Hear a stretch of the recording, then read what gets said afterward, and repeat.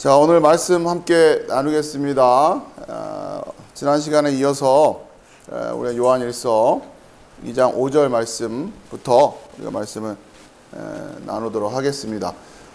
2장 5절 말씀, 누구든지 그의 말씀을 지키는 자는 하나님의 사랑이 참으로 그 속에서 온전케 되었나니 이로써 우리가 저 안에 있는 줄을 아노라. 자, 요한일서 2장 안에 굉장히 중요한 이제 메시지들이 담겨 있는데, 특별히 여러분이 주의해서 봐야 될 표현이 있어요. 그게 어디 안에라고 하는 표현이에요. 그러니까 전치사로 안에 할 때 이 부분이요, n으로 되어 있는 이 표현을 여러분이 잘 유념하셔서 보시기 바랍니다. n이라고 하는 어디 안에 있는. 자, 우선 말씀을 하나씩 살펴보는데요. 이제 직역을 하면서 좀 볼게요. 그러나 그가 만약 그가 지키고 있다면 그의 그 말씀을 진실로 안에 이것에, 그러니까 지금 안에 이것에 이런 표현들이 좀 우리말 어순하고 다르기 때문에 어색하시죠? 이것 안에 우리는 이렇게 말하는데 헬라어는 안에 이것에 이렇게 된단 말이에요. 그러니까 이제 그렇게 보시면 돼요. 그 사람들 아내가 영어 이제 그 아내라고 하는 n이 먼저 나오고 그 다음에 이거들. 자, 그러니까 우리가 그가 지키고 있다면 여기서는 이제 계속해서 지키고 있는 거예요. 이것은 현재 시제로 표현을 하고 있기 때문에 그가 지키고 있다. 그러니까 여러분 여기 보시면서 이제 요 안에서 여러분이 먼저 확인을 해야 될 게 어떤 시제로 표현을 하고 있는가를 보셔야 돼요. 그러니까 그가 지키고 있다. 이건 우리말로 현재형이죠. 그렇죠?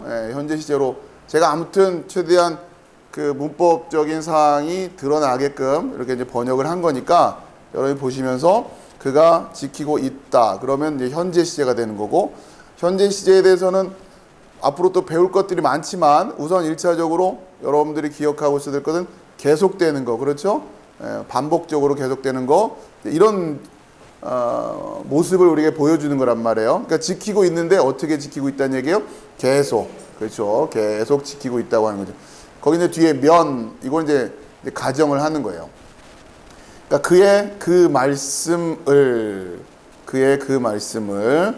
자, 근데 이제 이 부분인데 그의 그 말씀을, 이건 우리말 어순으로는 그의 그 말씀을, 이게 어순이 우리말 어순에는 자연스러운데, 원래는 헬라어의 일반적인 어순은 그 말씀을 이게 일반적인 어순이에요. 여러분 그동안 이렇게 보면서 느끼셨는지 모르겠는데, 이게 먼저 나온다. 그의 그 말씀을, 무슨 얘기냐면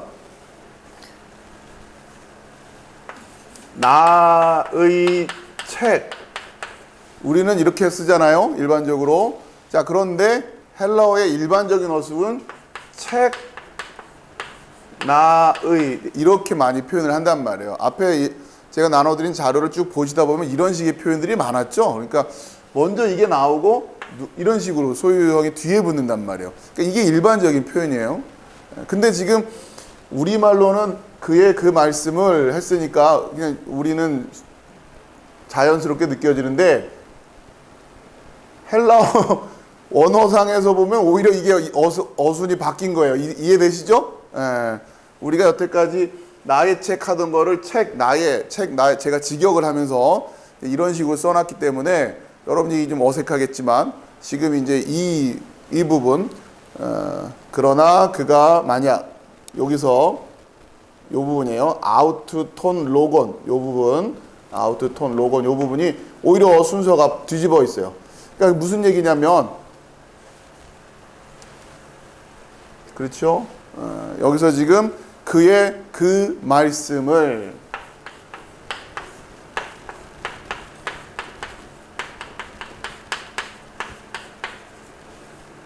자, 그러니까 누구든지 그의 말씀을 지키는 자는 하나님의 사랑이 참으로, 이렇게 되어 있는데, 누구든지 그의 말씀을 지킨다고 할 때에 정확히 말하면 여러분, 그러니까 여기서 어디에 강조를 두는 거냐 이야기하고 싶을 때, 다른 사람도 아닌 그의라는 거냐, 아니면 다른 것도 아닌 그의 말씀을 지키는 사람이라는 거냐, 1번과 2번 중에 그냥 이렇게 놓으면 어느 게 더 초점을 두고 강조가 되는지를 잘 모르잖아요. 그렇죠? 예. 이것은 나의 책임이다 그러면, 예를 들면 이것은 나의 책임이다 그러면 다른 사람도 아닌 나의 책이란 얘기입니까? 아니면 그거 책이에요, 책. 나의 책. 이런 얘기, 차이가 느껴지세요? 어디에 강조를 두고 있느냐가 다르잖아요. 그렇죠?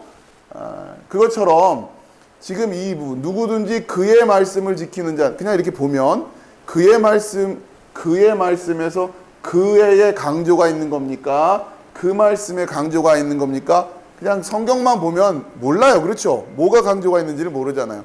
그런데 일반적인 어수는 뒤집어 놓은 거니까 지금 이해되시죠? 무슨 말씀인지? 뭐에 강조가 있는 거예요? 그의 강조가 있는 거예요. 그렇죠? 이게 금방 알아보시네요. 원래는 헬라어를 직역을 했을 때 어떻게 되어야 된다? 그 말씀을 그의 이렇게 쓰는 게 헬라어로 보면 그 말씀을 그의 이렇게 쓰는 게 우리식으로 나의 책 이런 순서가 되는 거란 말이에요. 그런데 우리말 쓸 때 책, 나의 이렇게 놓으면 순서가 뒤집어진 거 아닙니까? 그 책이라니까요. 책. 내 책이요. 책. 이런 거 아니에요. 그렇죠? 아니요. 그건 필통이 아니라 책이라고요. 책. 내 책. 이런 식인 거란 말이에요. 그 마찬가지로 이게 지금 일반적으로는 그 말씀을 그의 이렇게 써야 될 것이 헬라어상으로는 그의 그 말씀으로 쓰여 있는 거예요. 순서가 뒤집어져 있단 말이에요. 그 말은 뭐에 강조를 해라? 그의 말씀. 그의 말씀. 말씀도 중요해요. 그렇죠? 말씀이 중요합니까? 그의 말씀이 그의가 중요합니까? 뭐 다 중요하죠. 근데 이 본문에서는 뭘 강조하려고 했다? 그의 말씀이란 말이에요. 그의 말씀. 그러니까 이게 성경을 읽는 올바른 태도예요. 이런 게. 나는 말씀이란 단어가 너무 마음에 들어. 나는 말씀이 너무 좋아요. 그럼 그 마음은 이해하겠어요. 그 틀린 말 아니에요. 말씀 중요해요. 그런데 요한일서 2장 5절에서는 지금 이게 강조가 되고 있는 거예요.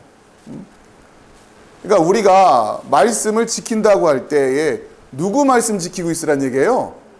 그의 말씀. 그렇죠. 예수님 말씀 지키라는 거 아닙니까? 그러니까 여러분이 지키고 있는 말씀이 예수님 말씀 맞냐고요. 제가 몇 주 전부터 계속 이야기하고 있지만 목사님 생각으로 하는 말인지 예수님 말씀인지 그 구별이 안 된단 말이에요. 아니 대번에 이게 지금 그의 말씀을 지키는 자는 했을 때 그의가 중요합니까? 말씀이 중요합니까?를 구별을 못 해내는데 그렇죠? 설교자가 예를 들면 설교하는 사람이 지금 이 성경에서 그의 강조를 하고 있습니까? 말씀을 강조하고 있습니까? 물어봤을 때 답을 못 한다고 하면 모르는 거 아니에요. 그냥 요번 주 설교할 때는 여기에 마음이 꽂히면 그의로 설교하고 요번엔 이게 마음에 꽂히면 이걸로 가서 설교하고 그럴 거 아니란 말이에요. 분명히 성경은 일반적인 어순을 뒤집어 놔서 그애라고 하는데 강조를 하고 있는데 나는 이 단어가 좋다고 이 말씀이란 단어가 너무 좋다고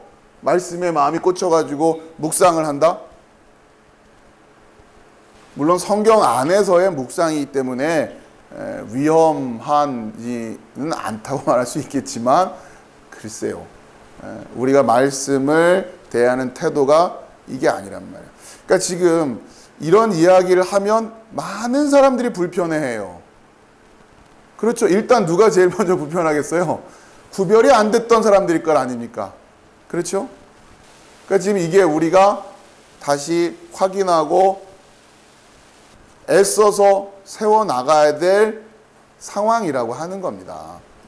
자, 그러니까 다시 첫 번째부터 그러니까 누구든지 누구 말씀이요? 그의 말씀을 지켜야 돼요. 그냥 말씀 지키는 게 아니라 그의 말씀을 지키는 자는 자, 그다음 직역으로 진실로 안에 이것에 자, 이 안에 그렇죠? 엔투토예요. 엔투토. 지난주부터 계속 나왔던 표현이죠. 엔투토 하시면 됩니다. 좀 표현을 써 드릴게요. 엔투토 이렇게 읽으시면 돼요. 엔투토. 자, 이것 안에서 그 사랑이 그 하나님의, 이게 사실은 일반적인 표현이란 말이에요. 그러니까 우리말로는 그 사랑이 그 하나님의 할 때 그 하나님의 그 사랑이 이렇게 돼야 되는데, 헬라어의 일반적인 어수는 그 사랑이 그 하나님의 이렇게 쓴단 말이에요. 이해가 되시죠? 이거는 그냥 일반적인 표현이에요. 그냥 일반적으로 우리가 그 하나님의 그 사랑 이렇게 생각하시면 돼요. 자, 그것이 온전하게 되었다. 그러니까 우리말스러운 표현은 아니죠. 되었다.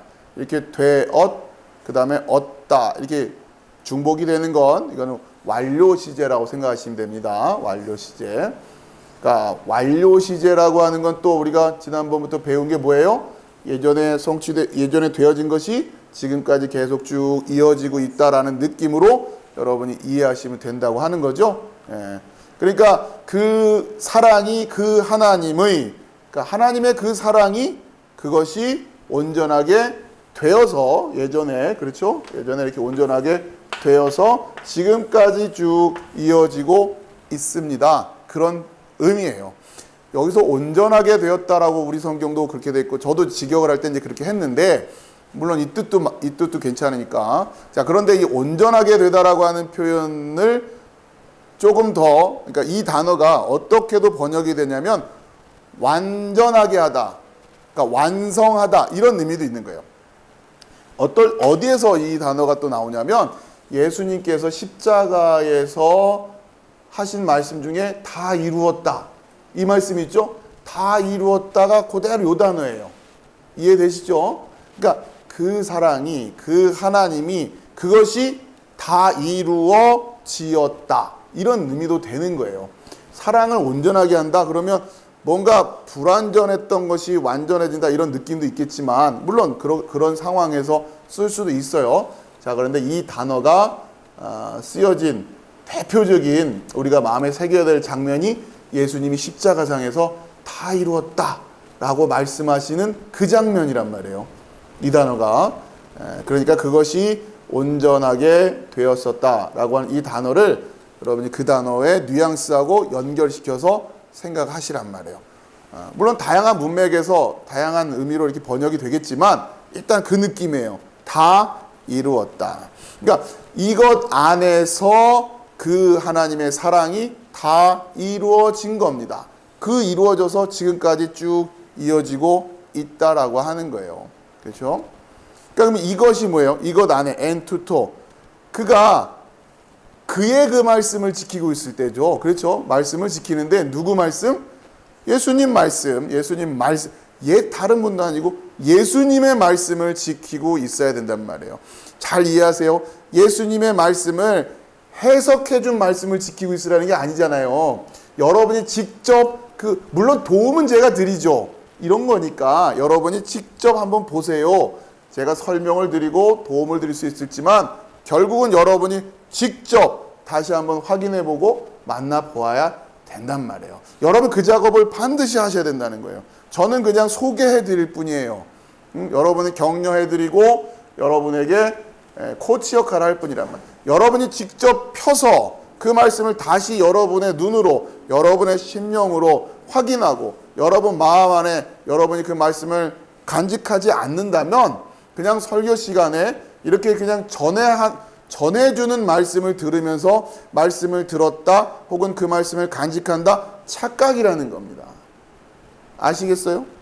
그러니 성도들이 예배 시간에 와서 그냥 설교 말씀 듣고 일주일 내내 성경책 한번 펼쳐보지 않는 그런 신앙생활을 하는 성도들이 얼마나 많아요. 그게 그냥 일반적인 게 되어버렸단 말이에요. 뭐 성경이라도 펼쳐놓고 공부하는 사람들이 유난스러운 사람이 되는 거죠. 뭔가 그게 열심히 되는, 이게 너무 지금 여러분의 생각부터 달라지는, 여러분이 늘 일상적으로 여러분이 성경을 펼쳐서 여러분의 마음으로 여러분의 해석을 하면서 여러분이 새겨가지 않는다면 여러분은 그 말씀이 여러분 안에 들어와 있는 게 아니라고요. 그거부터 잘 이해하시란 말이에요. 그러니 얼마나 지금 갈 길이 뭡니까? 성경책 일주일 내내 가봐야 펼쳐본 적도 없어요. 내가 의식적으로 직접 성경을 펼쳐서 내가 마음을 쏟아서 이해하려고 노력해 본 적도 없어요. 1차적으로. 그러면 그 말씀이 여러분 안에 들어와 있다고 말할 수 있겠냔 말이에요. 1차적으로. 그런데 그건 고사하고 그게 예수님의 말씀인지 저같이 목사들이 전해주는 번역을 해서 해설을 해서 주는 말씀인지 그것도 분별을 못하고 있으니. 그렇죠? 그러니까 유튜브 열심히 틀어놓고 듣고 있는다고 그 말씀을 지키고 있는 게 아니란 말이에요. 지금 그나마 그 정도라도 하는 사람들은 굉장히 우쭐해 있죠. 뭔가 훌륭한 목사님들 설교 찾아다니면서 인터넷 열심히 뒤지면서 듣는 분들. 그게 굉장히 신앙생활을 잘 한다라고 나름 생각할 거란 말이에요. 그러면 저는 성경 읽는데요. 성경도 보는데요. 자, 이제 다시 한 단계 더 나가야 된다는 얘기죠. 자, 그러면 그의 말씀이 그의 말씀인지 그의 말씀을인지 분별이 되냔 말이에요. 그렇죠? 그냥 내 마음에 맞는 이야기로 또 알아듣고 있는 거 아니냔 말이죠. 자, 그렇게 말씀을 지킨다고 하는 게 생각처럼 간단한 일이 아니란 말이에요. 자, 이런 게 전혀 되어 있지도 않은데 도대체 뭘 지키겠다는 거예요. 그 말씀대로 순종한다고 하고 그 말씀대로 살겠다고 하고 막 이루고 있단 말이죠, 지금. 물론 그러한 마음 자체를 제가 폄하하고 싶은 마음은 절대로 없습니다. 다만 안타까울 뿐이에요. 성도들이 올바른 신앙생활이라고 할 때에 가장 기초 중에 기초라고도 할 수 있는 말씀을 대하는 태도, 말씀을 읽는 태도, 그리고 시간을 내서 또 신앙생활을 해나가면서 계속적인 훈련을 통해서 이렇게 말씀을 이해하고 해석해낼 수 있는 소양을 갖춰나가는, 이게 지금 안 돼 있단 말이에요. 자, 이제 그럴 때 그 사랑이 그 하나님의 그것이 온전하게 되었었다. 자, 그것이 완성된다고 하는 겁니다. 자, 그리고 이럴 때 이 안에, 그러니까 안에 이것에 이어지죠? 또 en tuto예요. 자, 이렇게 되었을 때 우리가 알고 있다. 이 알고 있다도 시제가 뭐예요? 현재. 알고 있다. 그렇죠? 보이세요? 예. 자꾸 의식적으로 여러분 연습을 하십시오. 그래서 이 알고 있다라는 게 현재 시겠구나. 여러분 헬라어를 구체적으로 몰라도 제가 이렇게 직역을 해놨으니까 그걸 통해서 헬라어에 필요한 문법적인 사항들을 여기서 이제 파악해내시면 되는 거예요. 자, 우리가 알고 있다. 이것도 마찬가지로 현재형이에요. 현재 시제. 그럼 이것도 계속 알고 있다는 얘기죠. 그러니까 뭘 알고 있는 거냐? 그 다음에 이걸 알고 있다는 얘기예요. 우리가 안에 그의 우리가 있다. 여기서 그 안에, 그의 안에 이게 en auto, 이게 바로 이제 그 안에요. 그 안에. 그러니까 하나님 안에 우리가 있다라고 하는 걸 이걸로 알고 있는 겁니다라는 거예요. 우리의 궁극적인 목표였잖아요. 어떻게 보면 하나님 안에 있는 거. 그렇죠? 그러면 여러분이 하나님 안에 있다고 하는 걸 뭘로 확인할 거냐? 그렇잖아요. 뭘로 확인할 거예요? 그게 요한일서 2장 5절 말씀이 그 말씀을 주시는 거 아닙니까? 만약 그가 그의 그 말씀을, 그러니까 그의 말씀이에요. 예수님의 말씀, 하나님의 말씀, 다른 사람도 아니고 예수님, 하나님 말씀 말하는 거예요. 여러분 이걸 잘 이해하시란 말이에요. 그 말씀을 지키고 있다면 하나님의 그 사랑이 이걸로 말미암아 성취가 돼요. 완성이 돼요. 그러니까 이 하나님의 사랑이 완성된다고 하는 것이 뭔지는 우리가 계속 살펴볼 거고, 자, 그러면 어떻게 된다? 우리가 이제 알게 된단 말이에요. 우리가 하나님 안에 있게 된다라고 하는 거예요. 그 요한일서 2장 5절 말씀이 얼마나 중요한 말씀입니까? 여러분이 하나님 안에 있게 되는 신비를 알려주는 거랍니다. 그래서 성경은 계시의 책이라고 하는 거예요. 이걸 어떻게 할 거란 말이에요? 실험해봐서 알 수 있어요? 내가 이렇게 해보고 저렇게 해봤더니 하나님 안에 있게 되던데요? 뭘로 할 거냔 말이에요. 과학으로 알 수 있어요, 이거를? 뭘로 실험해보면 뭐 어떻게 무슨 이론으로, 무슨 근거로. 이건 오로지 계시 말고는 알 수 있는 길이 아니란 말이에요. 그렇죠? 그러니까 이것을 여러분이 믿어야 되는데, 이걸 믿는다고 하는 것도 이제 그냥 자기 생각으로 막 이 어그러진 상태에서 이게 이제 문제가 되기 시작하는 거예요.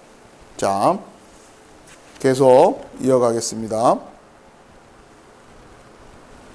2장 6절이에요. 저 안에 거한다 하는 자는 그의 행하시는 대로 자기도 행할지니라. 자, 헬라어 직역으로 가면 그 말을 하는, 그러니까 지금 말을 하고 있는데 이 말도 어떻게 하고 있냐면 그러니까 말을 하는 요 시제도 현재 시제예요. 말을 하는 그렇게 돼 있죠? 말을 하는.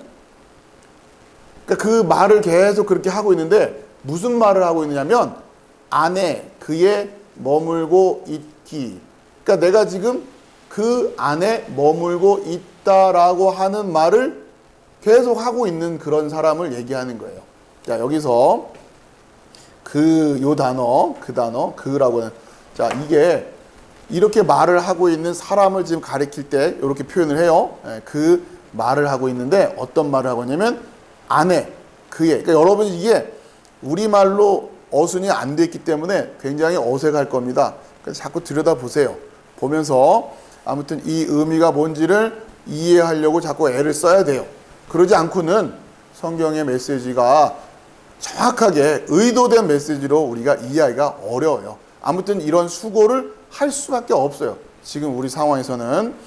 자, 그에 머물고 있기. 자, 우선 그냥 이 상황은 그 안에 머물고 있다라고 말을 하는 사람, 이런 얘기예요. 여기서 지금 그 안에 en outo죠. en auto.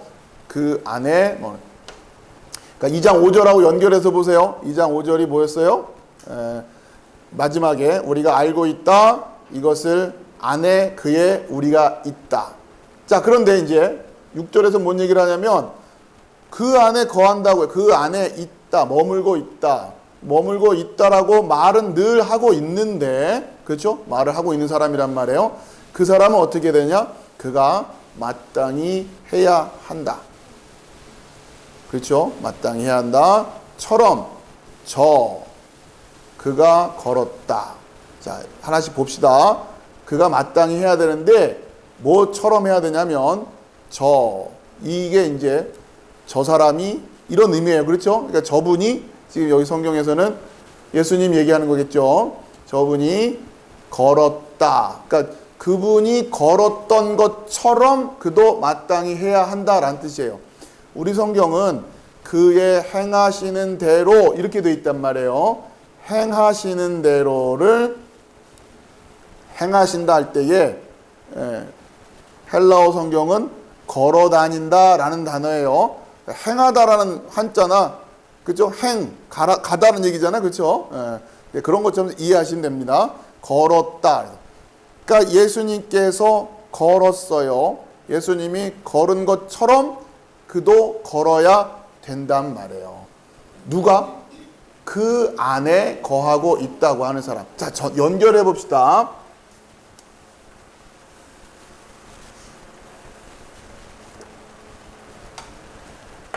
그 안에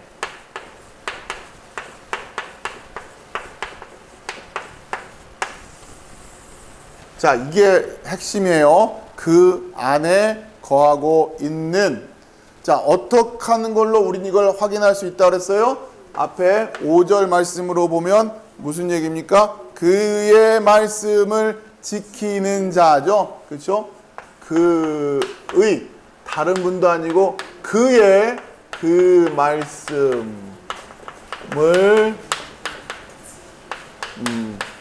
지키고 있는이죠. 정확히 말하면 지키고 있는 자는 그의 그 말씀을 지키고 있는, 계속 지키고 있는. 자, 이것과 그 안에 거하고 있는 것이 연결이 되어 있는 거예요. 같은 얘기예요. 자, 이 사람은 또 어떻게 해야 되나 6절에서 가르쳐주고 있어요. 그의 행하시는 대로 자기도 행할지니라. 어떻게 해야 되냐? 그의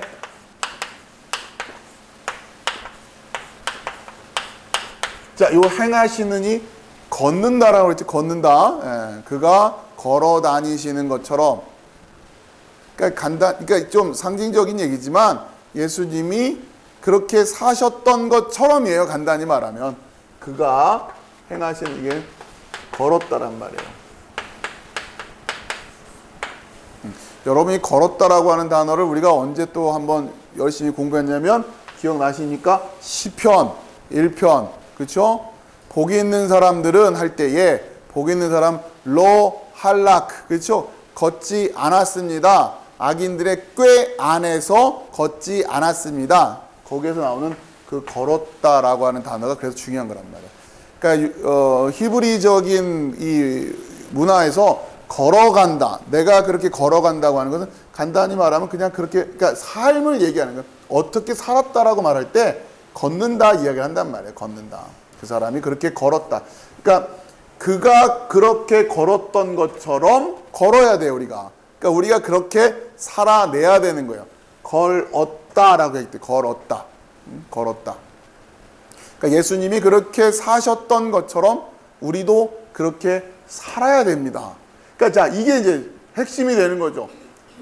지금 5절에서 진리를 가르쳐 주시고 6절에서 또 진리를 가르쳐 주시는데 여러분이 연결고리를 잘 이해하면서 마음에 새기시라는 겁니다. 그냥 두루뭉실하게 그냥 착하게 살자, 말씀 순종하면서 살자 이렇게 결론 내릴 게 아니라 하나하나 연결고리를 가지고 이해를 하셔야 된단 말이에요. 말씀 지키고 있어야 돼요. 그러니 그의 말씀, 그애가 또 뭔지를 알아야 되는 거고 지킨다라는 게 뭔지를 알아야 이게 되는 거란 말이에요. 그러니까 잘 이해하세요. 이 하나, 둘, 세 개가 다 연결이 되어 있는데 뭐 하나라도 제대로 하면 되는 거예요. 간단히 말하면 그렇잖아요. 뭐 하나도 왜냐하면 이게 이거고 이게 이거니까. 그러니까 여러분이 결국 예수님이 행하셨던 것처럼 행하시면 돼요. 혹은 예수님 안에 거하시면 돼요. 예수님 말씀 지키고 있으면 돼요. 다 같은 얘기예요. 결과적으로는. 그런데 하나하나를 공부를 하지 않으면 모른단 말이에요. 그렇기 때문에 이런 시간들을 통해서 계속 우리가 말씀을 연구하는 거예요. 자, 예수님이 걸었던 것처럼 이게 예수님이 행하시는 대로 자기도 행할지니라. 그러니까 여기서 이제 오해가 생기는 거죠. 간단히 말씀을 드리면 예수님이 행하신 것처럼 행해야겠다. 그러니까 여러분이 예수님이 사셨던 것처럼 여러분이 사신다라는 게 뭐냐? 그럼 예수님이 행하셨던 게 뭐예요? 그렇죠? 이걸 알아야 되잖아요. 예수님이 오셔서 뭘 행하신 거예요? 여러 가지 이야기가 있을 수 있지만 여러분이 이런 거를 대답을 하면서 그렇죠? 여러분이 대답을 하고 찾아내고 하면서 말씀을 계속 이어가야 된단 말이에요. 물론 이 본문에서 요한일서 2장 5절의 맥락 속에서 전체적으로 예수님의 사역 중에서 좀 더 우리가 마음을 쏟아야 되는 그런 부분들이 있는 거죠. 예수님이 하셨던 여러 측면들이 있는데 자, 지금 이제 그걸 좀 정리를 해서 말씀드리면 자, 예수님이 행하셨던 일이 뭐냐? 예수님이 행하셨던 결국 예수님이 이 땅에 오신 목적이 무엇이냐고 연결되겠죠. 예수님이 오셨던 일. 여러분 요한복음 3장 16절 가봅시다.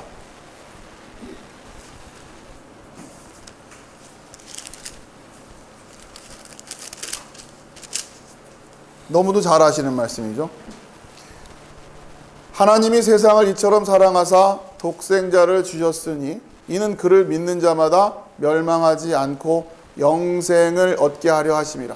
하나님이 그 아들을 세상에 보내신 것은 세상을 심판하려 하심이 아니요 그로 말미암아 세상이 구원을 받게 하려 하심이라.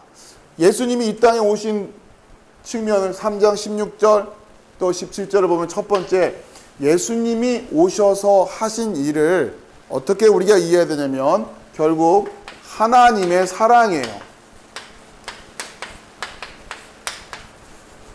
그렇죠? 예수님이 오셔서 우리에게 뭘 가르쳐 주셨냐면 하나님이 사랑하신다라고 하는 걸 우리에게 가르쳐 주신 거란 말이에요. 그렇죠? 자, 그리고 두 번째는 뭘 위해서요? 그로 말미암아, 예수 그리스도로 말미암아 세상이 구원을 받게 하려고. 구원받게 하려고. 자, 그러면 그의 행하시는 대로 우리도 행해야 한다고 할 때에 우리가 해야 할 일이 뭡니까? 하나님이 사랑하신다라고 하는 걸 드러내는 거예요. 이해되시죠? 하나님이 세상을 이렇게 사랑하십니다 라고 하는 걸 드러내는 게 예수님이 하셨던 일이에요. 그걸 증명하고 가신 거예요. 그리고 그걸 통해서 구원받게 하려고 하는 거예요. 이해되시죠? 그러니까 여러분이 해야 할 일은 뭐냐면, 그러니까 여러분이 해야 될 일은, 그러니까 예수님이 하셨던 것처럼 우리도 해야 됩니다 라고 하는 이야기를 듣는 순간 뭔가 예수님이 하셨던 거를 우리가 그렇게 실천하면서 착하게 살아야 되겠다, 말씀 순종하면서 살아야겠다, 너무 일찍 그렇게 뛰어가게 되면 여러분이 놓치게 됩니다. 여러분을 통해서 궁극적으로 드러내야 되는 게 뭐냐? 잘 들으세요. 자, 내가 이렇게 예수님 말씀 잘 순종하면서 살아요를 드러내는 게 아니라, 이거 잘 이해하세요. 여러분을 통해서 사람들이, 세상 사람들이 저 사람 크리스찬인 거 저렇게 하는 거 보니까 진짜 크리스찬 맞네. 여러분, 이런 평가를 듣는 게 크리스찬, 기본적으로 예수님이 오셔서 행하셨던 일을 여러분이 행하는 게 아니에요. 이걸 오해하면 안 됩니다. 내가 세상 사람들에게 본이 되어야겠다, 뭐 이런 얘기를, 그러니까 이해를 못하고 하는 거예요. 지금 많은 사람들이. 여러분이 세상에 드러내야 될 거는 뭐야? 저런 사람도 하나님이 사랑하신단 말이야? 예요. 이해하시겠어요? 이걸 잘 이해하세요. 그냥 마구잡이로 살란 얘기가 아니라, 이해되시겠죠?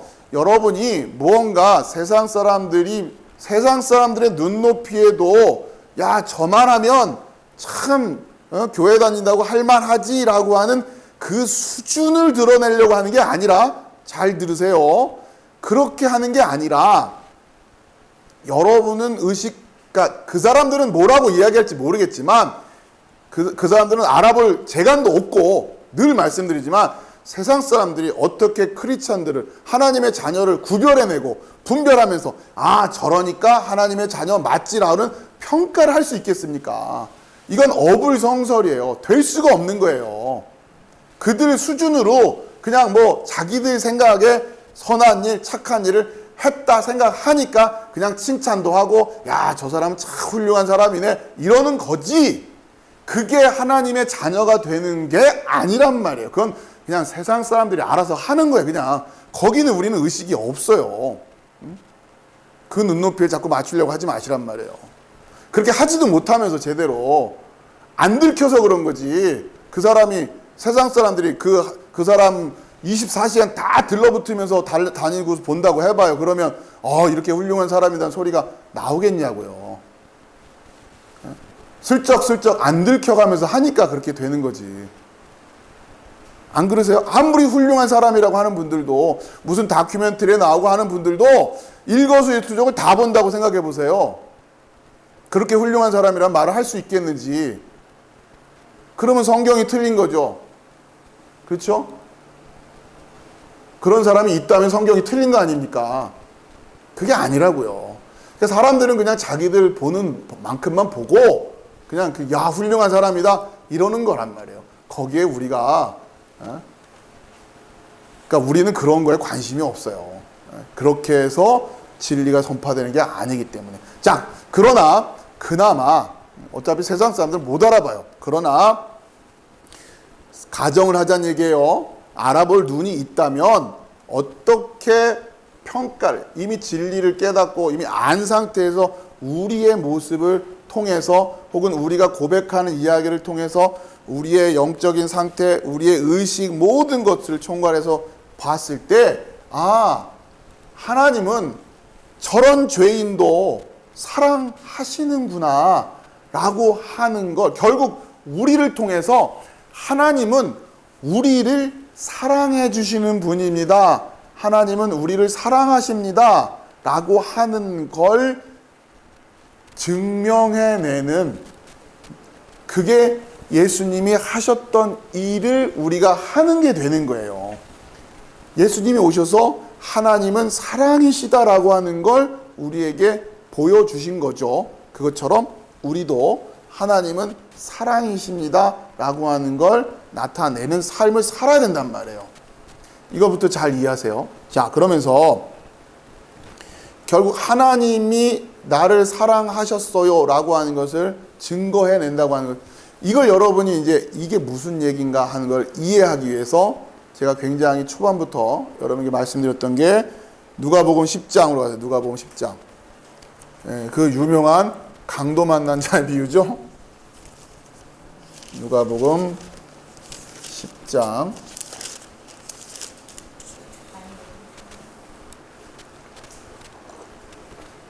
누가복음 10장 어디냐면 36절.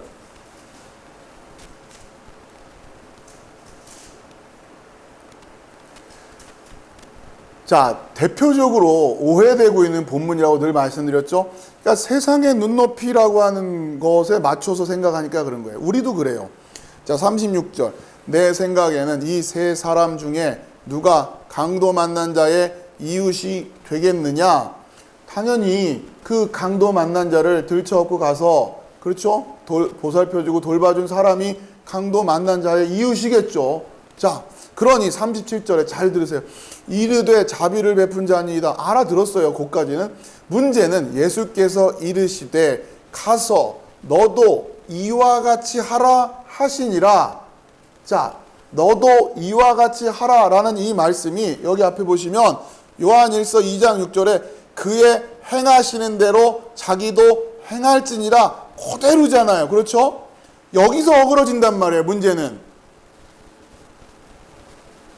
가서 너도 이와 같이 하라 하면서 넙죽 자기도 그 사마리아인처럼 살아내겠다라고 하면 안 된다는 거죠.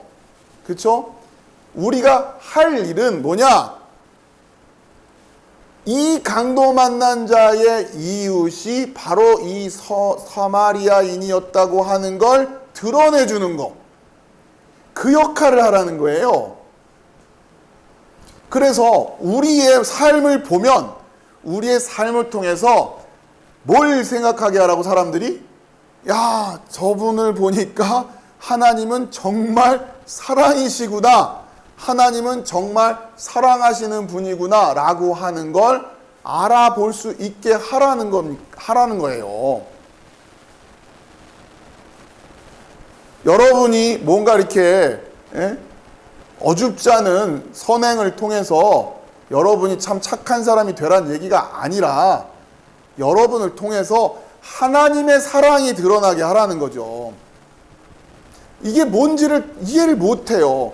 그러니 하나님 사랑, 그렇지, 하나님 사랑하라고 하셨으니까 내가 그 계명 듣고 난 사랑을 실천하는 건데요. 그 얘기 아니었어요? 하나님 사랑 실천하라고 했던 얘기 아닌가요?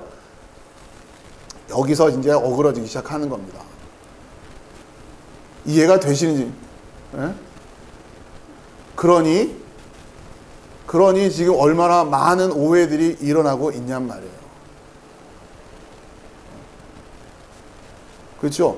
자, 그러니 다시 요한일서 2장 6절.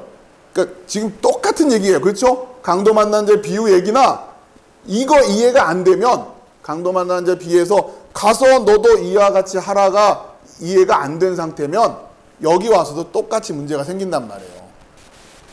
그렇죠? 가서 너도 이와 같이 하라고 할 때. 그러니까 결국 그 문제가 왜 생겼냐? 이 얘기를 통해서 내가 바로 그 강도 만난 자였다고 하는 걸 깨닫지 못하기 때문에, 그렇죠? 거기서부터 출발하지 않는단 말이에요. 그게 시작이라고요. 그걸 시작이라고 하는 거예요. 우리 크리스찬들에게는. 그게 시작이에요. 그게 시작.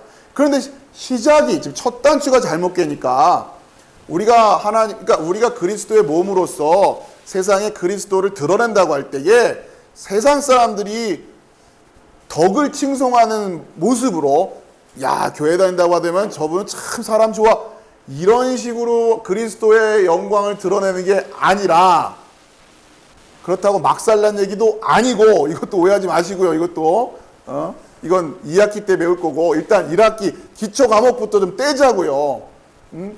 나 같은 죄인도 하나님이 사랑해 주셨어요 라고 하는 게 그게 드러나는 거예요.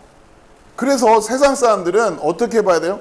저런 죄인도 하나님은 사랑하시는구나를 나를 통해서 깨달아야 되는데 사람들은 뭐라고 생각하니까?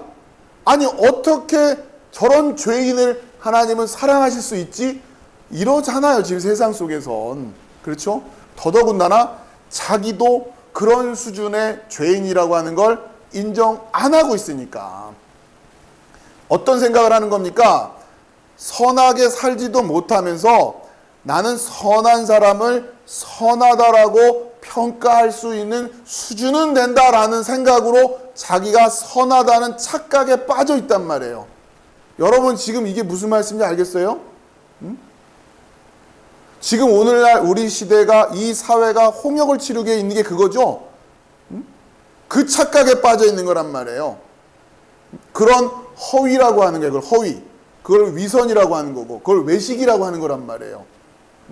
아, 저 사람 훌륭한 사람이야 라고 박수 쳐줄 수 있는 정도만 돼도 나는 굉장히 훌륭한 사람이다라고 생각을 하는 착각에 빠져 있단 말이에요. 자, 그러니 세상은 뭘 필요로 합니까? 박수 받을 사람이 필요한 거예요. 그걸 우상이라고 하는 겁니다. 그걸 만들어 놓고 그걸 선이다 진리다라고 만들어 놓고 내가 그걸 선하다라고 인정해 줄 수 있는 수준은 돼요. 그러니까 난 선한 사람이에요. 저걸 진리라고 평가할 수 있는 수준은 돼요. 그러니까 나는 제 생각으로 돌아가는 사람이에요. 이렇게 스스로가 착각하게 된단 말이에요. 그걸 잘 이해하십시오. 자, 다시 본문으로 돌아와서 강도 만난 자의 비유가 해결이 안 되면 예수님이 모든 걸 비유로 말씀하신다고 할 때 그 비유가 해결이 안 되면 이런 말씀이 안 들어오는 거예요. 그 이야기는 좀 이따 다시 말씀을 드릴게요. 자, 그러니 그의 행하시는 대로 자기도 행할지니라. 그러니까 그가 걸었다. 그렇죠? 그가 걸었다. 예수님께서 그렇게 사셨어요. 살아내셨어요. 자, 그런 것처럼 그렇게 후토스 그렇게 걸어 다녀야 된다. 마땅히 그렇게 해야 된다. 그 걸어 다니기 요건 또 시제가 뭔 것 같아요? 걸어 다니기 하니까 현재. 여러분 어렵게 생각하지 마세요. 여러분 배운 시제가 이렇게 많지가 않아요. 지금 한 2개밖에 안 되는데 뭐예요? 하면 대충 느낌 알죠? 걸어 다니기. 그러니까 걸어 다니. 문법적으로는 부정사인데 그건 좀 어려우니까 나중에 좀 합시다. 우선은 여기서 그렇게 여러분이 그렇게 걸어 다니는 것을 마땅히 해야 됩니다. 이런 거는. 그러니까 여러분 그렇게 살아가야 되는 거예요. 그러니까 후토스 그렇게. 그러니까 이게 지금 요한복음 3장 16절에 하나님이 세상을 이처럼 사랑하셔서의 그 이처럼이 바로 요 단어예요. 요거 후토스. 이러한 방식으로 하나님은 세상을 사랑하십니다. 이런 얘기란 말이에요. 막 그 양을 얘기하는 게 아니에요. 이토록 사랑하셨다는 얘기가 아니라 이러한 방식으로. 그러니 여러분도 예수님이 살아내셨던 그 방식으로 살아야 된다는 얘기예요. 예수님이 오셔서 하신 게 뭐냐? 하나님의 사랑을 드러내는 거예요. 하나님의 사랑을 드러내. 그것이 왜 필요해요? 구원을. 그래야 우리가 구원을 받으니까. 하나님의 사랑이 아니고는 우리가 구원받을 방법이 없는 거예요. 아까 기도에도 그 말씀하셨지만 말라 비틀어져 있는 풀이 어떻게 생기를 다시 얻을 겁니까? 뭘로? 비를 주시지 않고는 방법이 없는 거 아니에요. 은혜를 주시지 않고는 안 된단 말이야. 그러니까 내가 말라 비틀어져 있는 그냥 그 척박한 땅이에요. 그런데 뭘 내가 열매를 맺어보겠다고. 너도 가서 이와 같이 하라 그러니까 그 마른 땅이 이제부터 열매를 맺어보겠다고 막 결심을 하는 거 아니에요.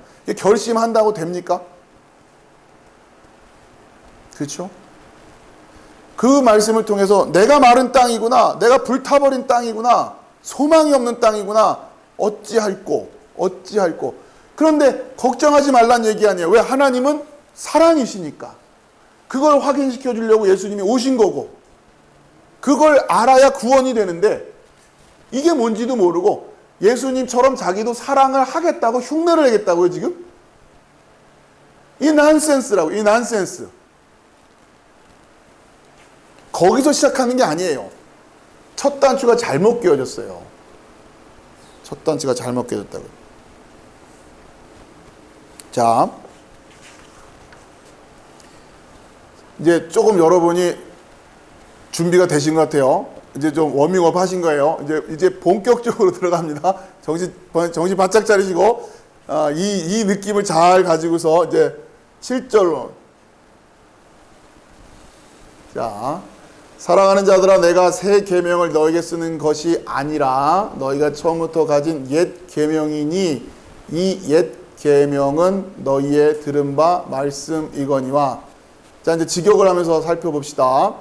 사랑받는 자들아, 아니다. 계명을 새로운 을 이렇게 돼 있죠. 지금 보시면 계명을 새로운 을 이렇게 같이 을 돼 있잖아요. 이건 연결이 되는 거예요. 그러니까 우리말식으로 하면 새로운 계명을 이렇게 하면 자연스러워지는 거죠. 그렇죠? 요 단어들은 서로 같이 연결되는, 하나는 형용사, 명사인데 같이 연결해서 보시라는 거예요. 계명을 새로운 괄호를 넣어놨죠. 을. 그러니까 지금 을 만약에 있으면 얘는 다 연결돼 있다 생각하시면 되는 거예요. 그렇게 하나씩 훈련하시면서 보시자고요. 그런 이제 우리말스럽게 번역을 하면 새로운 계명을 이렇게 되겠죠. 헬라어 어수는 계명을 새로운을 이렇게 됐다는 얘기고. 자, 내가 쓰고 있다. 이거는 시제가 뭐예요? 현재겠죠. 보시니까 쓰고 있다. 이렇게 너희에게. 자, 그러니까 새로운 계명을 쓰고 있는 게 아니다. 아니다. 앞에 붙어 있죠. 아니다. 그게 아니고 계명을 오래된 을. 그럼 또 마찬가지. 그죠? 오래된 계명을 이렇게.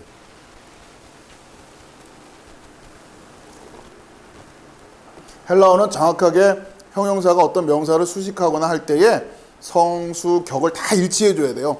그래야 어떤 걸 형용하는 건지를 정확히 알아낼 수 있으니까. 순서가 좀 바뀌어 있더라도. 이게 오래된이라고 하는 것은 계명이에요. 자, 새로운 계명을 쓰는데 잘 들으세요. 내가 새 계명을 너에게 줄 건데, 새 계명을 쓰고 있는데 새 계명이 아니라 옛 계명이래요. 지금 그 얘기 아니에요, 지금. 새 거란 얘기예요. 옛 계명이란 얘기예요. 그렇죠? 예, 그 얘기잖아요. 너에게 새로운 계명을 쓰고 있는 것이 아니라 너희가 처음부터 가진 옛 계명이다. 그죠? 이해하죠?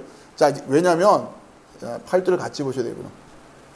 일단 다시 8절.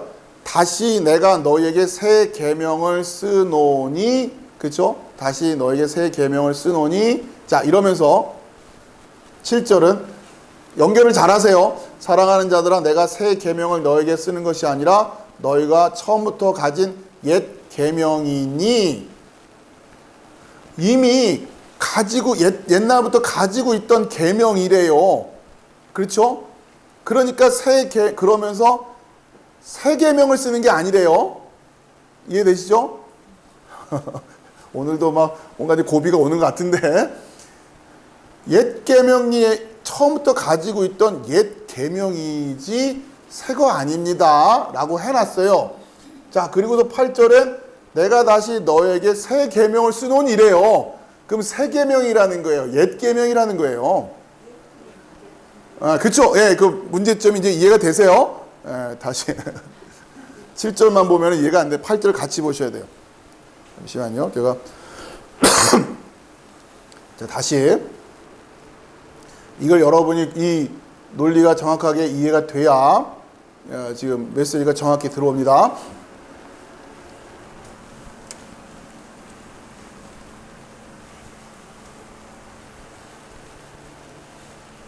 자, 우선 이제 우리 개역 성경으로 천천히 보면서 개괄적인 걸 한번 이해해 보자고요. 다시. 사랑하는 자들아, 내가 새 계명을 너에게 쓰는 것이 아니다 그랬어요. 그러면 이 말은 뭐냐면 이미 다 알고 있는 거야 이런 얘기잖아요. 그렇죠? 새 거 아니야. 그래서 너희가 처음부터 가진 옛 계명이니 이 옛 계명은 너희의 들은 바 말씀이거니와. 그러니까 이미 알고 있는 말씀이란 얘기 아니에요. 내가 지금 뭐 새로운 거 쓰는 거 아니다 이런 얘기를 하는 거 아닙니까? 자, 그런데 그러고 갔으면 되는데 8절에서 내가 다시 너희에게 새 계명을 쓰노니 저에게와 너희에게도 참된 것이라. 이는 어두움이 지나가고 참 빛이 벌써 비침이니라. 이렇게 돼 있어요. 자, 아시겠죠? 자, 다시 이제 하나씩 보시면 돼요. 이거 놓치지 마시고 직역을 합시다. 이제 바꿔 이것을, 그러니까 오래된 그 뒤에 이어서 이것을 너희가 가지고 있는 중이었다. 오늘 또 하나 배우는데 너희가 가지고 있는 중이었다라는 게 뭐냐면 이거는 미완료라고 하는 시제예요.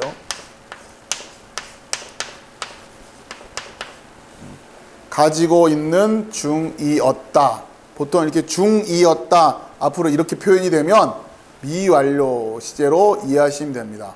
자, 우선 설명을 할 게 많이 있는데 일단 요거만 우선 먼저 기억하죠. 미완료라고 하면서 어떤 느낌이냐면 여기가 지금이죠. 지금 현재란 말이에요. 그러니까 미완료는 과거에 대한 이야기를 하고 있는 건데 과거의 상황 중에서 어떤 얘기를 하면 과거로 가서 생각해 봤을 때 그 당시에 계속 하고 있는 중이었어요. 그걸 미완료라고 해요. 굉장히 섬세하게 이런 거를 헬라어는 구별을 하고 있어요. 그래서 우리말로는 하고 있는 중이었다 이런 식으로 어감이 되면, 그렇죠? 그때 뭐 했어? 나 축구했어. 자, 그냥 축구했어 라고 하는 것만 얘기하면 축구를 다 하고 끝냈다는 얘기인지 축구를 하고 있는 중이야. 너 전화하는데 안 받더라. 뭐 하니? 나 축구했어. 그 말은 뭐야? 전화하는 동안에 축구를 하고 있는 중이었다는 얘기잖아요. 근데 우리는 그냥 축구했어 이렇게 얘기하잖아요. 그렇죠? 어저께 뭐 했어요? 그럼 축구했어요. 그것도 축구했어고. 전화하는데 안 받더라. 뭐 했어? 축구했어. 이 느낌이 다르죠? 근데 우리는 똑같은 형태로 쓴단 말이에요. 축구했다. 이해되시죠? 근데 이제 헬라어는 이거를 구별한단 말이에요. 형태 자체가 바뀐단 말이에요. 그러면 정확하게 표현이 되죠? 그래서 지금 그 얘기예요. 너희가 가지고 있는 중이었다는 얘기는 전화했는데 안 받던데 나 지금 축구하는 중이었어. 나 샤워하는 중이었어. 이런 느낌이에요. 그러니 자, 그 계명을 지금 우리가 옛날을 그러니까 지금 얘기가 아니라 좀 과거로 돌아가 봅시다. 이 얘기예요. 지금 과거로 돌아가 볼 때 여러분이 지금 그 계명을 이미 가지고 있는 중이었습니다. 이미 그때도 가지고 있었어요. 뭐로부터? 부터 시작의, 그렇죠? 이거를 우리 성경은 처음부터라고 해놨는데 여기에요. 부터 시작의. 자, 그런데 이게 처음부터로 이렇게 번역을 해버렸어요. 처음부터. 자, 근데 이거보다는 그냥 제가 직역을 해놓은 거 부터 뭐뭐로, 그러니까 부터 그 다음에 시작 이렇게 이해를 하세요. 시작으로부터 이런 느낌. 시작으로부터. 자, 이런 뉘앙스로 일단 이해하고 계세요. 시작으로부터. 자, 왜 그러냐면 처음부터 가지고 있었던 겁니다. 예를 들어서 이렇게 얘기를 하면 그러면 처음이 언제예요? 여러분 처음부터 가지고 있다고 하는데 언제가 처음이에요? 언제가 처음이에요? 이게 지금 이렇게 되는 거 아니에요? 그렇죠? 그냥 안다고 생각했는데 도대체 여러분의 처음이 언제예요? 이렇게 물어보면 좀 이상해지죠? 왜냐하면 처음을 여러분 모르기 때문에 처음을. 자, 아무튼 요거를 우선 지금은 시작으로부터로 기억을 하고 계시고, 그러니까 시작으로부터 가진 옛 계명이니 이 옛 계명은 너희의 들은 바 말씀이거니와. 자, 그러니까 이거를 정리해 보면 우리가 시작으로부터 뭘 받았어요? 들었어요? 옛 계명을. 그렇죠? 옛 계명을 들었어요. 그렇죠? 그러니까 이렇게 이해하시란 말이에요.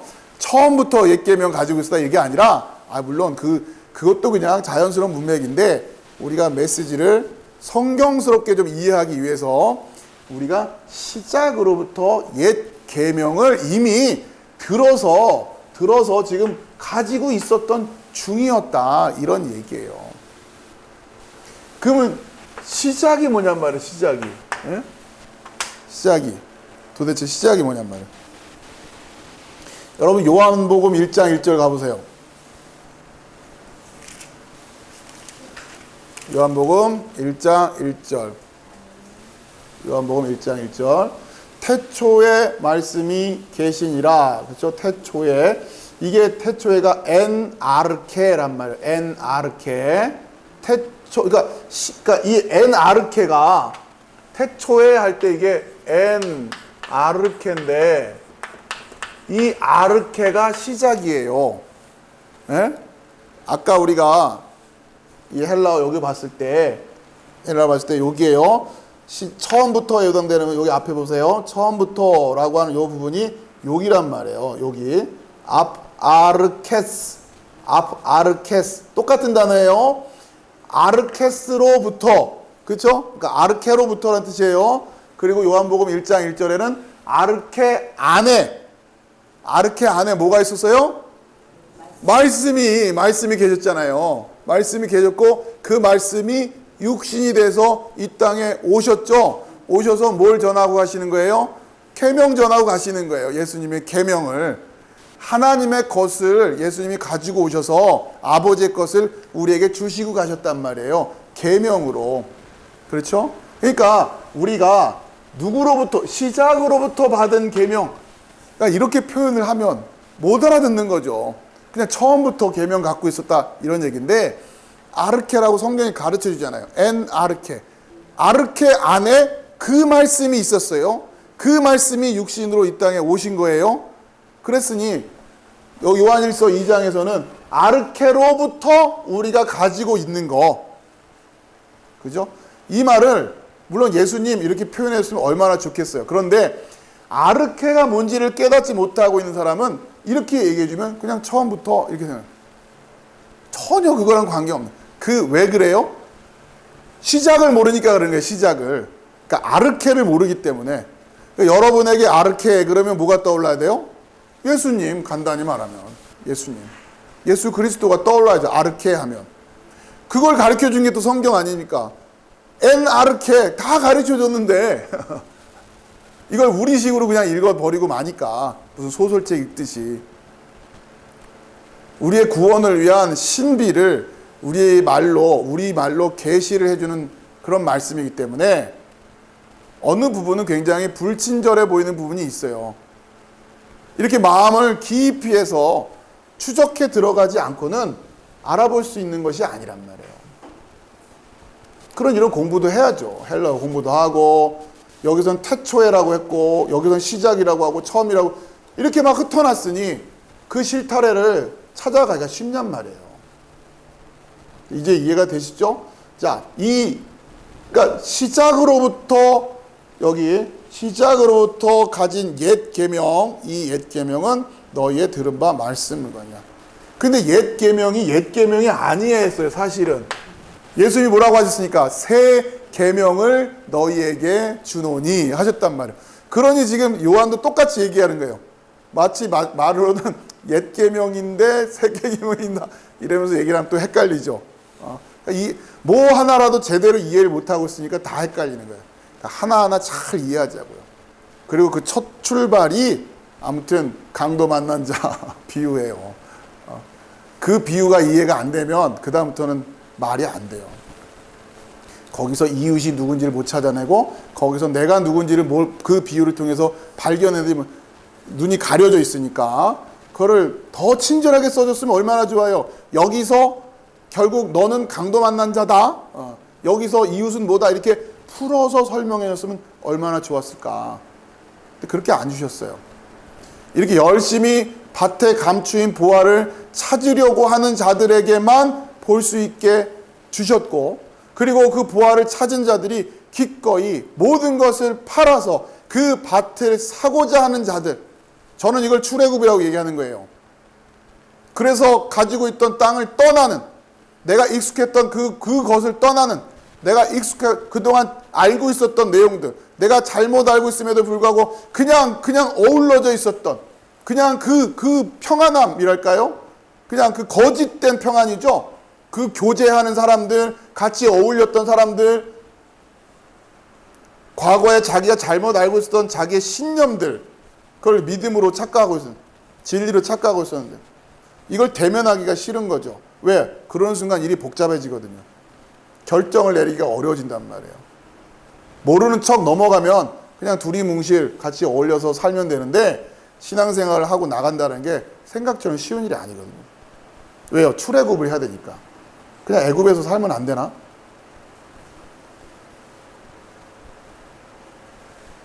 바벨론 포로로 끌려갔다 돌아와야 되거든요.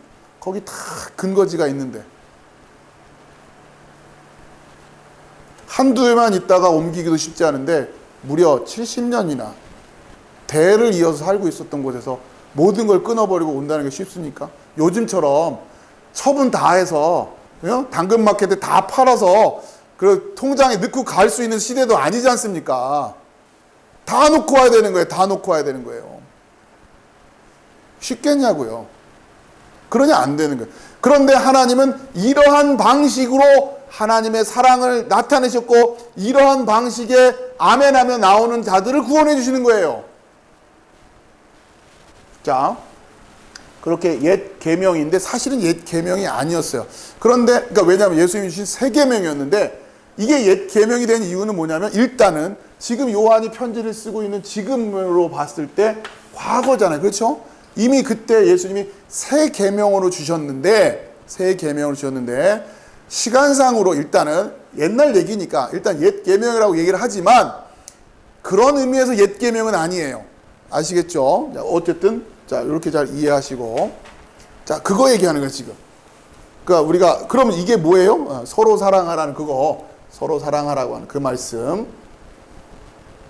요한일서 2장 요 7절 요 부분이 제가 봤을 때는 요한일서에서는 하이라이트예요.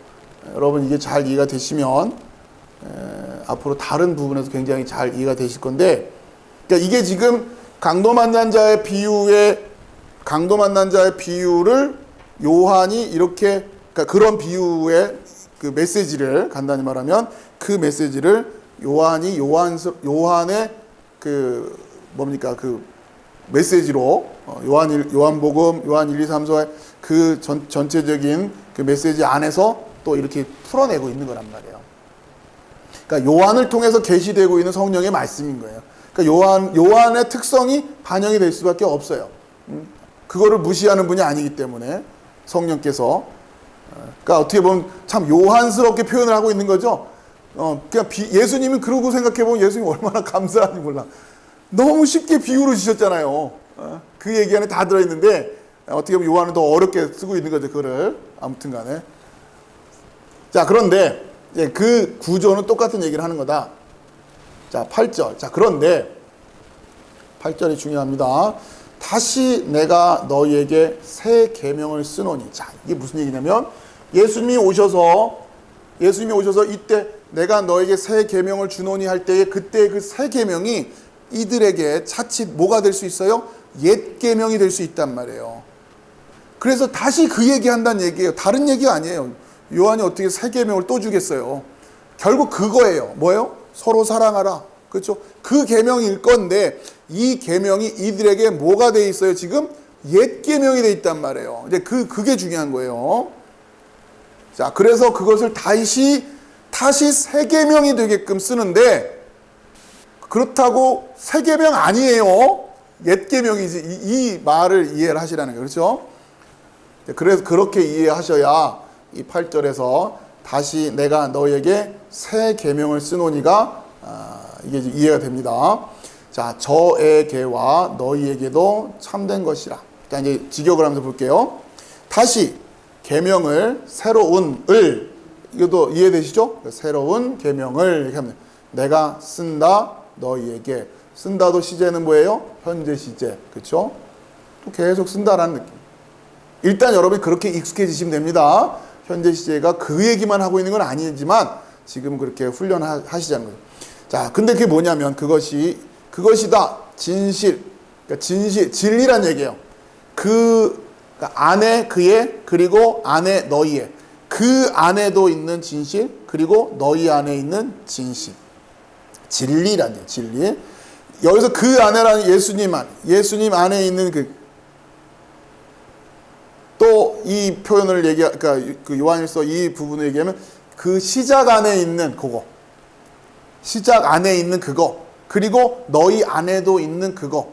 그러니까 예수님이 엔 아르케 시작 안에서 오셔서 말씀을 전해 주셨는데 그 말씀이셨으니까 그 말씀이 진리예요. 그렇죠? 그리고 그 진리 말씀이 이젠 어디 안에 들어와 있어야 돼요? 우리 안에 들어와 있어야 돼요. 뭐로? 진리로. 그게 우리가 그 말씀을 그의 말씀을 아까 우리 초반에 했던 그의 말씀을 지키고 있는 거란 말이에요. 그래야 우리가 하나님 아버지 안에 있게 되는 거라고요. 그래서 이제 그 계명, 이 계명이 과거에 예수님이 주셨던 그 새 계명이 예수님한테도 진리인 거고, 그렇죠? 그리고 너희 안에서도 진리인 바로 그거단 말이에요. 자, 그러면서 이제부터 좀 어려워집니다. 그런데 이는 어두움이 지나가고 참 빛이 벌써 비침이라. 자, 근데 우리 이게 성경이었고 직역을 하면 자, 이게 뭐냐면 그 안에 있는 그게 뭐냐면 그 어둠이 지나가고 있다. 지나가고 있다. 그리고 그 빛이 그 참된 이 똑같아요. 그 빛이 그리고 그 참된 이 이렇게 해놨으니까 여기에서 연결되어 있는 게 그렇죠. 그 참된 그 빛이 이미 빛나고 있다라고. 그러니까 어둠은 지나가고 있고 빛이 빛나고 있다라고 하네요. 어둠이 지나가고 빛이 빛나고 있다.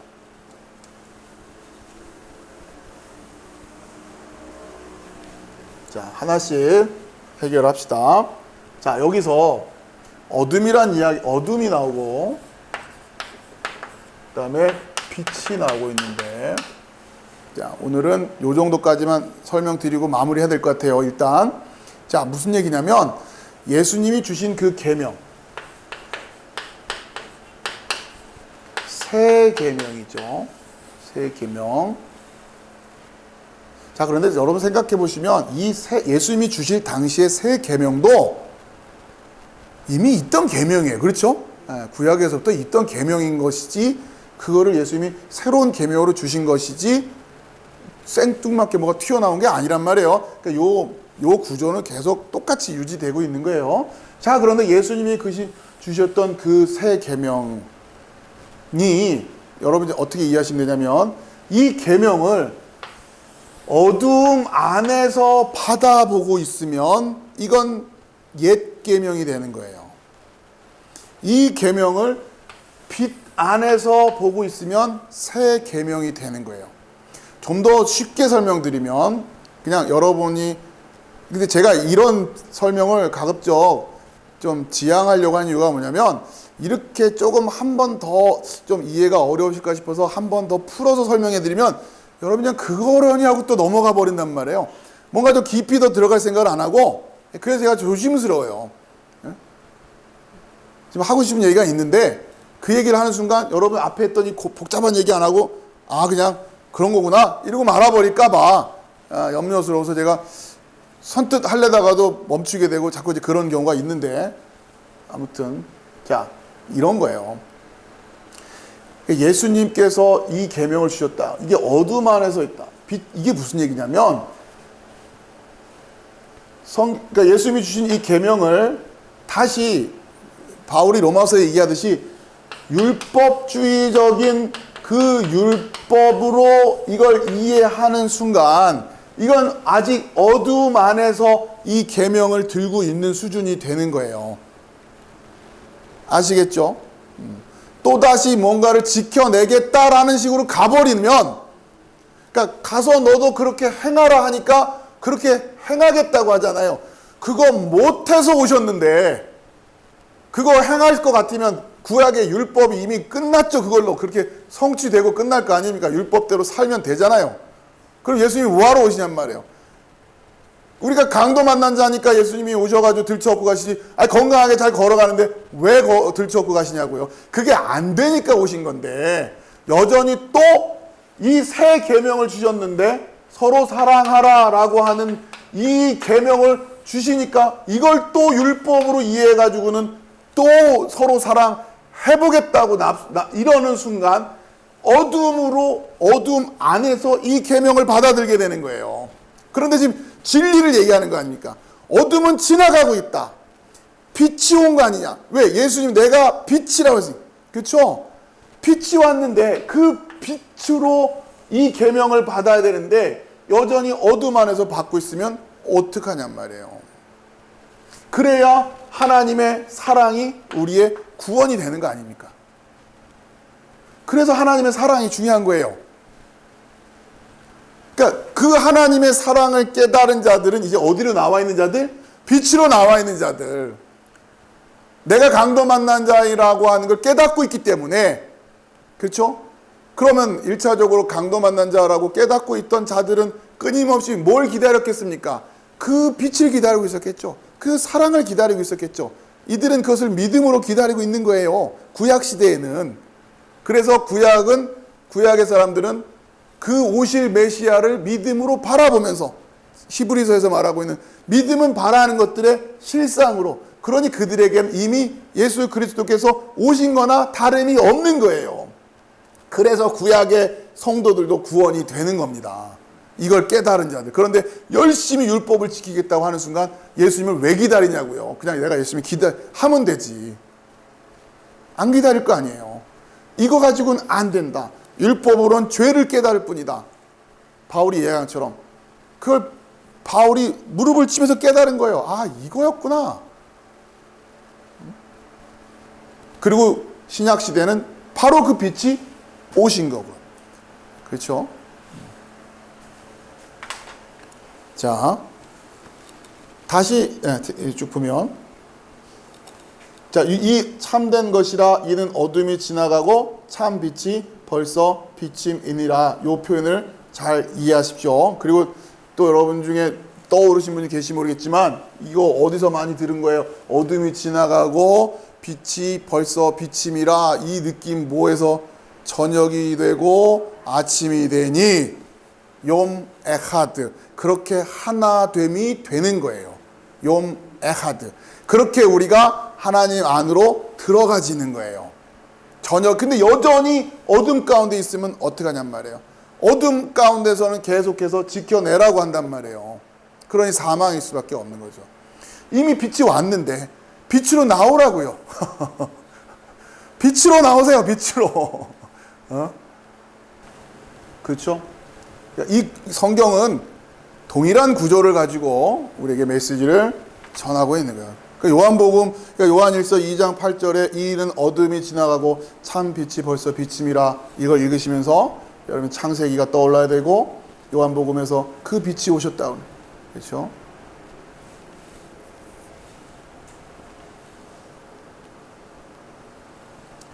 자, 이런 다음 시간에 할 건데 잠깐. 자, 그런데 그럼 여러분이 어디 가운데 있어야 돼요? 빛 가운데 있어야 되는 거예요. 빛 가운데 있다 하며 그 형제를 미워하는 자는 지금까지 어두운 가운데 있는 자요. 여기서부터 이제 테스트가 들어가는 거예요. 그럼 딱 보는 순간, 형제를 미워하지 말아야 되는데 형제를 난 미워했어 하는 순간 도루 얼음으로 들어가는 겁니다. 그 얘기가 아닌 거예요. 그러면 여기서 그럼 지금 잘 이야기하다가 갑자기 여러분 예수님 잘 믿는다고 해서 형제들 미워하고 있죠? 그럼 예수님 믿는 게 아니에요. 이렇게 가는 순간 다시 어둠으로 끌려가는 거란 말이에요.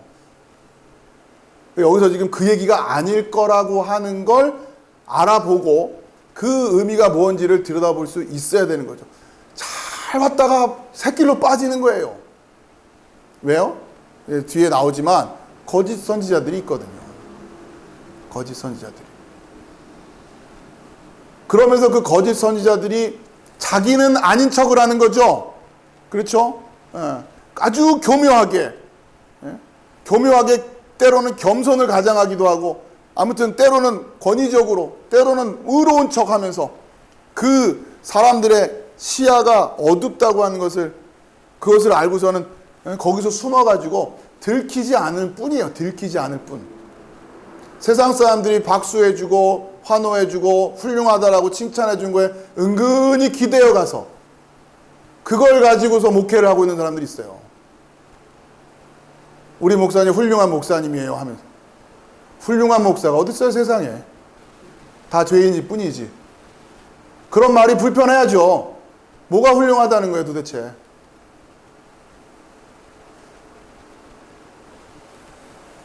다 속아가지고서는 훌륭한 목사라고 찬양을 하고 있고, 에이 제가 뭘 손사래는 치는 것 같지만 은근히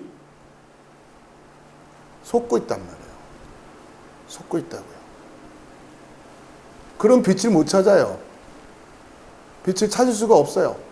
계속 그렇게 속아지는 거예요. 진짜 그 말씀을 전하는 가운데 여러분이 들어와 있는지를 확인을 하시란 말이에요. 그게 먼저예요. 그게 먼저라고. 자, 다음 시간에 우리가 그 형제를 미워하지 않는 법을 배워야 되는 거죠. 그 형제를 미워하지 않고 빛 가운데 있어야 되는 것이 무엇인지를 우리가 확인하는 시간이 될 텐데, 오늘 메시지를 여러분이 쉽지 않습니다. 쉽지 않은데 제가 참 감사한 거는 여러분들이 이 메시지를 받을 수 있는 영적인 준비가 돼 있다고 하는 게 저는 너무 기뻐요. 오늘 이 말씀을 전하면서 거침이 느껴지지 않았어요. 아무튼 여러분들이 이 말씀을 이렇게 받아들이고 아멘하고 그렇지 그렇구나 그런 거였구나 라고 하면서 여러분이 이렇게 할 수 있는 그 영적인 느낌이 저에게 참 감사드리고, 이 설교를 과연 이 시대에 소위 크리스천이라고 하는 사람들 중에서 몇 프로가 이해를 할까? 몇 프로가 이 설교를 이해할까? 그런 안타까운 마음을 갖고 있지만 여러분이 계시기에 소망이다 라고 하는 말씀을 제가 드리고, 오늘 이 메시지 여러분 잘 일주일 동안 여러분 잘 묵상하시고 또 스터디 하셔서 다음 시간에 이제 9절에 이어가면서 메시지를 계속 이어가도록 하겠습니다. 자, 기도하겠습니다.